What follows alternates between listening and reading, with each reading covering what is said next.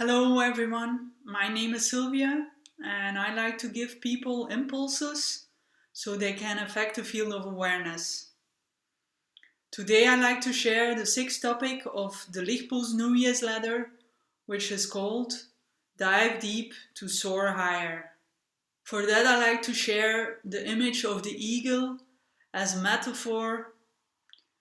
The eagle is a bird of prey which flies higher in the sky than most of the other birds, with some exceptions for the storks, the cranes, some vultures, a certain goose and duck, and the condor. The eagle has an excellent sight. Simultaneously, he's focused on the detail and the wide view, zooming in and out at the same time. That is the power of soaring high in the sky. These perspectives, where you see the details as well as the bigger picture, offer a lot of freedom. With diving deep, I mean literally to dive into deep, often troubled waters, where the water symbolizes our emotions. As the elements of air and water are connected, so they are in us human beings. The air element symbolizes our mind, where the water element symbolizes our emotions. As I said earlier in the last video I made, behind each thought you'll find an emotion. This emotion is connected to certain points in our body. That can be an organ, a muscle, or tissue. Our body connects us to the earth. If we want to create stability and stay in balance, it is a mission to clarify these troubled waters. Because it's very difficult to keep the balance if you're blinded or if you swim or walk in the dark. Most of us don't dare to dive deep. Often we're afraid of what is ahead of us. What we forget is that something beautiful is lying in front of us. We just don't see it yet. I would like to call this treasure freedom, or gaining freedom, as it is a process. We all have access to this treasure. We free ourselves from all kinds of slavery. By that I mean addictions in one way or another, habits which are not benefiting ourselves, our bodies, and our environment. To be true, these addictions can have noxious consequences.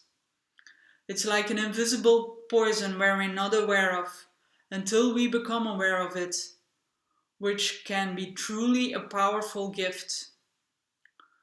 Most of the human suffering is unconscious. It is a universal law. The more you free yourself from emotional baggage, the more you enjoy life. It's as simple as that, and yet, if we observe ourselves and the world where we live in, there's still some work to do, which is, to be truly honest, putting it very mildly. This kind of education I didn't learn in any school. If we bring these awareness tools in our education system, it would bring new kind of seeds that can grow into wonderful and very strong plants. The energy that makes these seeds grow, that nurture these plants, which is the highest energy of all, is called love. The more we're capable of loving, caring, and nurturing ourselves, the more we can spread it out into the world. And it's not the other way around. The principle most of us like to preserve is, I see what I can get out of it and then I give something back. Why is that? Because we're afraid of losing what we have. This is being one of the biggest unconscious processes of humanity, which we all are responsible for, as we maintain it out of fear, as a kind of self-protection, which is actually equal to stay on the surface, instead of diving deep and soaring high, what asks some courage, and open-heartedness. To end, I would like to read a little paragraph from the book The Magic of Birds. It's about this little bird which is called a wren. In Dutch it's called Winterkoninkje and in German it's called Der Zonnkönig.